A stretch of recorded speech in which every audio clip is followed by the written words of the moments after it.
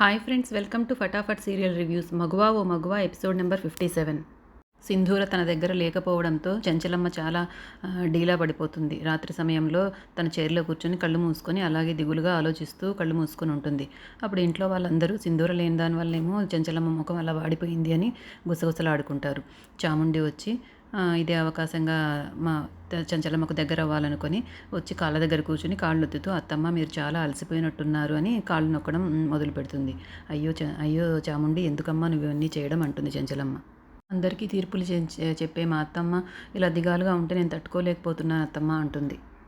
నువ్వు ఇలా కూర్చొని ఉంటే మాకేం తోచడం లేదు వదినా అనేసి చాముండి వాళ్ళమ్మ కూడా చెప్తుంది. సింధూర లేకపోవడంతో మీరు ఇలా అయిపోవడం ఏమీ బాగాలేదక్క అనేసి వాళ్ళ తోడికోడలు కూడా చెప్తుంది.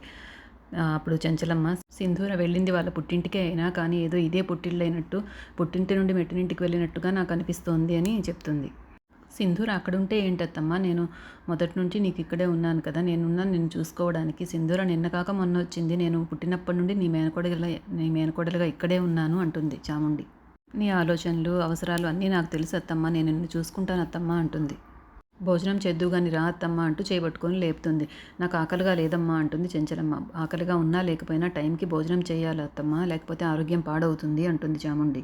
మీకు నేను తినిపిస్తాను అత్తమ్మ, నేను తీసుకొస్తాను ఇక్కడికే భోజనం అంటుంది చాముండి. అవసరం లేదమ్మా, నాకు ఇప్పుడేం తినాలని లేదు, మీరందరూ వెళ్ళి భోంచేయండి అంటుంది చెంచలమ్మ. సరే అని అందరూ భోజనానికి బయలుదేరతారు. చంటి ఇవన్నీ బయట నుండి చూస్తూ ఉంటాడు. అమ్మాయి గారు వచ్చే వరకు అమ్మగారు ఇలాగే ఉంటారు, అమ్మగారు ఇలా ఉండకుండా సంతోషంగా ఉండేలాగా నేను ఏదో ఒకటి చెయ్యాలి అనుకుంటాడు. తర్వాత ఇక్కడ సింధూర ఇంట్లో వాళ్ళు కూడా భోజనానికి కూర్చుంటారు. అమ్మ సింధూర రామ్మ అంటారు వాళ్ళ నాన్న. వస్తున్నాను నాన్న అని సింధూర వచ్చి భోజనానికి కూర్చుంటుంది. వాళ్ళమ్మ వడ్డిస్తుంది. చాలమ్మ అంటుంది. కడుపు నిండా తినమ్మా, అక్కడ తింటున్నావో లేదో అంటుంది. అదేం లేదమ్మా, నేను అక్కడ బాగానే తింటున్నాను అంటుంది. అయినా నేను మీ కూతుర్నే కదా, ఎందుకు పరాయి దానిలాగా ఇన్ని మర్యాదలుగా చేస్తున్నారు అంటుంది. మర్యాదలు చేయాల్సిన అవసరం ఏర్పడిందమ్మా, మా కూతుర్ని 10 రోజులు మా దగ్గర పెట్టుకొని ఓదార్చే అవకాశం కూడా మాకు లేకుండా పోయింది అని అంటారు. మీరు ఆ బాధ ఏం పెట్టుకోవద్దండి, నేను మా అత్తమ్మ దగ్గర చాలా సంతోషంగా ఉన్నాను. మీరు ఎటువంటి ప్రేమ అయితే చూపిస్తున్నారో నాకు మా అత్తమ్మ అదే చూపిస్తోంది అంటుంది. అప్పుడు వాళ్ళమ్మ, అదేనమ్మా మా భయము అంటుంది. నీ మీద మీ అత్తగారు చూపిస్తున్న ప్రేమ మేము మీ అమ్మా నాన్నలనే హక్కుని దూరం చేస్తోంది అని బాధపడుతుంది సింధూర వాళ్ళమ్మ. శ్రీవల్లి కూడా చెప్తుంది.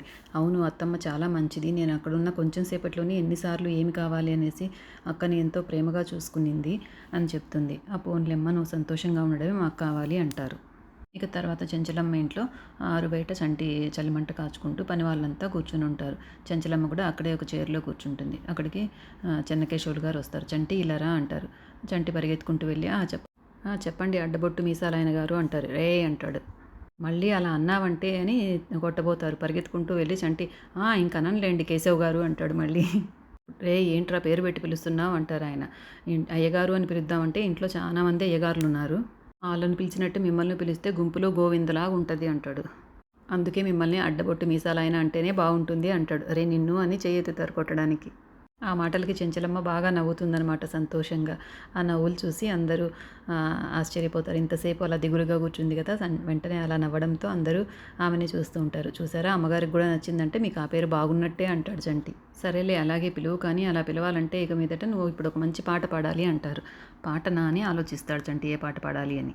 మీకోసమైతే పాడనండి అంటారు. మరి ఎవరి కోసం పాడతావు అంటారు. అమ్మగారు పొద్దున్నే నన్ను కసురుకున్నారు, అమ్మగారు చెప్తే పాడతానండి అంటాడు. నిన్ను కసురుకుంది నీ కోపంతో కాదు చంటి, నీ ఏ తల్లి కన్నా బిడ్డవో కానీ, నీ మాటలు విన్నా నీ చేష్టలు చూసినా మాలో ఒకడిగా అనిపిస్తావు. మనసుకు దగ్గరైన వాళ్ళనే స్వతంత్రంగా తిట్టాలి అనిపిస్తుంది, మంచి చేస్తే పొగడాలి అనిపిస్తుంది. నువ్వు నా సొంత మనిషి లాంటి వాడివి అంటుంది చెంచలమ్మ. అప్పుడు చంటి, అయ్య బాబోయ్ చక్రం బాబాయ్, ఓ బసవన్న విన్నారా, అమ్మగారు నన్ను పొగిడారు అంటాడు చంటి హ్యాపీగా. అమ్మగారు నన్ను పొగిడారు అంటూ హ్యాపీగా వెళ్ళి చెన్నకేశవులు గారు చేతులు పట్టుకొని కూడా రౌండ్గా తిప్పుతారే, వదలరా వదలరా అంటారు ఆయన. తర్వాత ఒక మంచి పాట పాడి చంటి అందరినీ సంతోషపెడతాడు.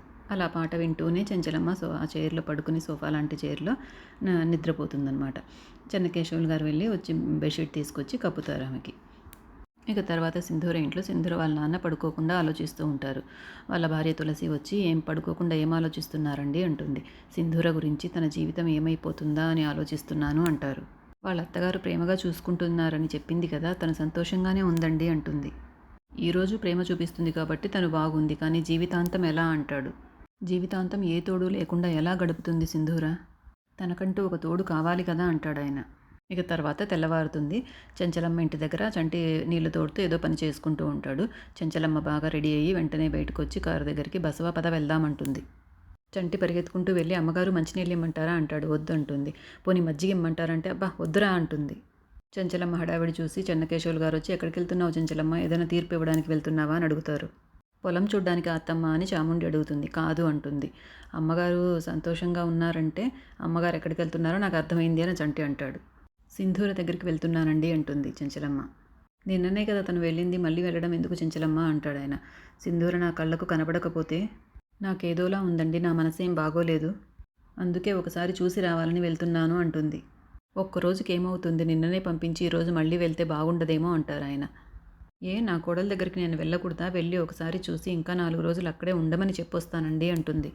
అప్పుడు చంటి అమ్మాయి గారు లేకుండా ఒక్కరోజు కూడా ఉండలేని మీరు 4 రోజులు అమ్మాయి గారు అక్కడ ఉంటే మీరు ఎలా ఉంటారండి అంటాడు. అప్పుడు అక్కడే ఉన్న చక్రం, ఒరే నువ్వు నోరు మూసుకొని ఉండరా, అన్నిట్లో తగుదునమ్మా అంటూ దూరతావు, పద పక్కకి వెళ్దామనేసి చంటిని లాక్కొని వెళ్తాడు. సరే అని చెంచలమ్మ బయలుదేరుతుంది. తర్వాత చాముండి రవిబాబు మాట్లాడుకుంటారు. చూడు బావా, ఒక్కరోజు సింధూర ఇంట్లో లేకపోయినా అత్తమ్మ తట్టుకోలేకపోతోంది. ఆ సింధూర అత్తమ్మని అలా కంట్రోల్ చేసుకుంటుంది. చెంచలమ్మ అత్తనే అది తన వైపు తిప్పేసుకుందంటే ఇక ముందు ముందు మనల్ని ఒక ఆట ఆడేసుకుంటుంది అంటుంది చాముండి. అలా జరగకూడదంటే సింధూర చెంచలమ్మ అత్తల మధ్య ఉన్న బంధాన్ని మనం తెంచేయాలి అనుకుంటారు. అప్పుడు రవిబాబు, నీకోసం నేను ఏదైనా చేస్తాను, కానీ ఏదైనా తేడా వస్తే నువ్వే చూసుకోవాలి అంటాడు. సరే అంటుంది చాముండి. ఇక సింధూర ఇంట్లో సింధూరను నిల్చుని ఉంటుంది. ఆమె ఎదురుగా అందరూ ఇరుగు పొరుగు అంతా చేరి ఆడవాళ్ళంతా పాపం ఇంత చిన్న వయసులోనే ఇంత పెద్ద కష్టం వచ్చింది అని అంటుంటారు. దేవుడు చిన్న చూపు చూసి దీని మొగుడిని త్వరగా తీసుకెళ్ళిపోయాడని ఇంకొక ఆమె అంటుంది. అలా తలా ఒక మాట అంటుంటారు. సింధూర పాపం బాధతో ఏడుస్తూ ఉంటుంది. వాళ్ళ అమ్మ నాన్న మాత్రం ఒక మాటైనా అనలేక కామ్గా వింటుంటారు వాళ్ళు కూడా బాధతో. ఇందులో ఎపిసోడ్ అయిపోతుంది. రేపటి ఎపిసోడ్లో ఏం జరుగుతుందో, చెంచలమ్మ మాటలు విని ఎలా రియాక్ట్ అవుతుందో ఇవన్నీ తెలుసుకుందాం. తప్పకుండా ఫటాఫట్ సీరియల్ రివ్యూస్ని సబ్స్క్రైబ్ చేసుకోండి ఫ్రెండ్స్.